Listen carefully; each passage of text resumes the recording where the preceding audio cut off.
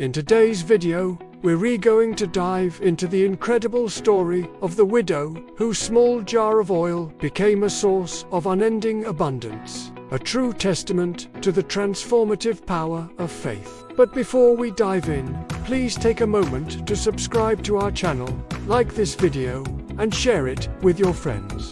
In the heart of Israel, nestled between rolling hills and whispering trees, there lived a God-fearing man. He wasn't a king or a priest, but a simple, hard-working man who served God with all his heart. He lived with his wife, a woman known for her beauty and grace, and their 2 sons, each a reflection of their parents' love and faith. As the years passed, the man's unwavering commitment to God grew, and so did his family's love for each other. Their home echoed with laughter, prayers, and the warmth of shared meals. It was a picture of contentment, faith, and family. Then, suddenly, like a storm cloud on a clear day, tragedy struck. The man fell gravely ill. Day by day, his condition worsened, and the joy in their home was replaced with anxious whispers and worried prayers. As his family gathered around him, the man summoned his remaining strength and spoke to his wife. "When I am gone, don't be afraid. God will take care of you and the boys. We may be parted, but our faith binds us. Trust in God, trust in yourself, and never, ever give up hope."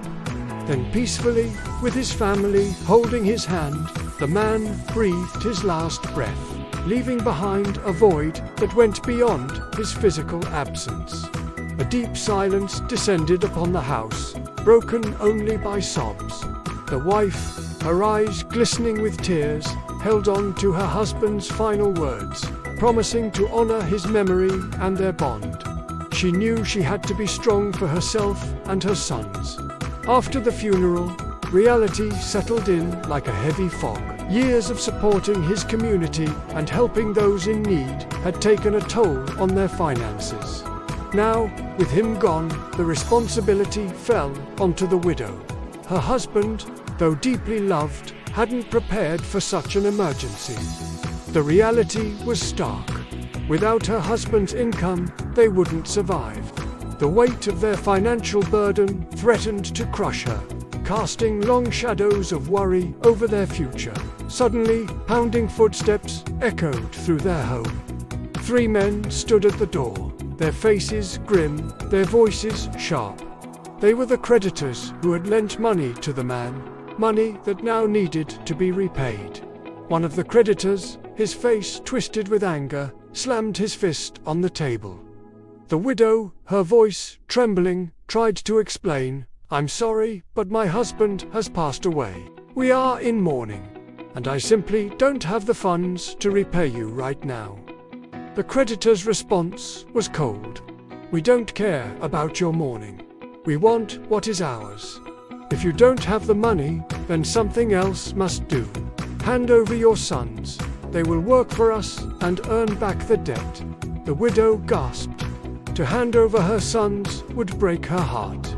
"Look, we understand your pain, but unless you pay us, this is what happens." Desperation clawed at the widow's heart. She couldn't bear the thought of losing her sons. As she struggled to come up with a solution, her gaze fell on the small jar of oil on the shelf. It was a humble thing, just a small jar of olive oil, the kind used for everyday cooking. Quickly, she dried her tears, wiping away the tracks of sorrow on her cheeks. With newfound determination, she decided to seek help from Elisha, a prophet known for his wisdom and compassion. As the widow hurried through the town, clutching her small jar of oil, hope flickered within her. Reaching Elisha's home, she threw herself at his feet, begging for assistance.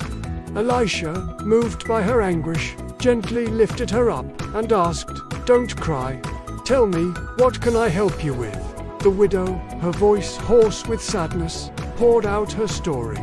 She spoke of her late husband, his devotion, and the dire straits their family now faced. She described the creditor's threat, the looming shadow of her sons being taken away. Finally, she revealed her meager home, the small jar of oil, her last possession. Elisha listened intently, his gaze filled with understanding. When she finished, he turned and asked a seemingly odd question. "What do you have in your house?" Taken aback by the question, the widow hesitated. "I'm sorry, sir, but very little," she replied, her voice barely a whisper. "Go to your neighbors," he instructed, "and ask for as many empty jars as you can get. Then go inside, shut the door, and start pouring the oil into the jars." She scurried to her neighbors, asking for jars, any jars, and returned home with quite a collection. Inside the safety of her home, with her sons, she shut the door, took a deep breath, and started pouring the oil. At first, it was slow, a trickle, then a small stream. She watched in amazement as the first jar filled. As the oil flowed, she realized she was witnessing a miracle. One jar after another filled to the brim. She called for her sons, her voice trembling with excitement. "Quick, bring me another jar." They ran back and forth, their eyes wide with wonder, until the widow stopped, breathless, as the last jar was filled. Slowly, the realization dawned on her. Overcome with emotion, she rushed back to Elisha. Kneeling before him, she explained what had transpired, her voice echoing with disbelief. Elisha smiled, his eyes twinkling. "Go," he said, "sell the oil and pay your debts. You and your sons can live on what is left." With newfound confidence, the widow set out to pay her debts. To her astonishment, the creditors, upon hearing her story and seeing the undeniable evidence of the miracle, agreed to forgive the remainder of their debt. No longer bound by financial obligations, the widow returned home with a heart full of gratitude. The once looming threat of her sons becoming slaves was replaced by the joyous reality of their freedom. News of the miracle spread, reaching far beyond their town, carrying with it the message of hope, faith, and divine providence. Years turned into decades, and the widow's life, once hanging in the balance, became a testament to resilience and the boundless mercy of the Almighty. Her sons, grown into fine young men, carried on their father's legacy, honoring their mother's strength and their faith in God. The humble jar of oil, once a symbol of her desperation, became a cherished heirloom, passed down through generations, a tangible reminder of the day when nothing turned into everything.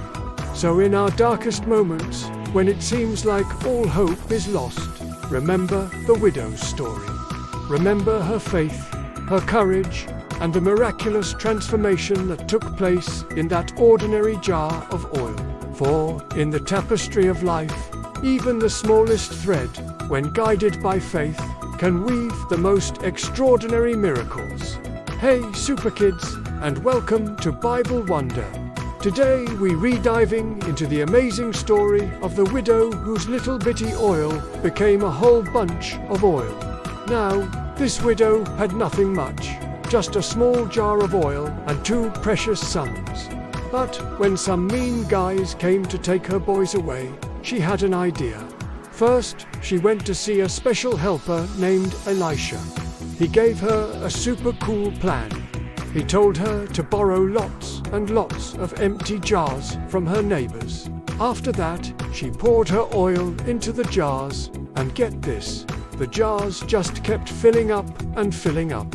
They were all full to the brim. You know, it's like magic, but it's a Bible miracle. Now, she had so much oil, more than enough to pay off her debts and save her sons from those mean guys. Wow, right. This goes to show that when you have a little bit and you trust God, He can turn it into a whole lot. Remember this, super kids, no matter how little you think you have, it's never too little for God. And always remember, God loves you more than words can say. Keep watching Bible Wonders for more exciting adventures. See ya.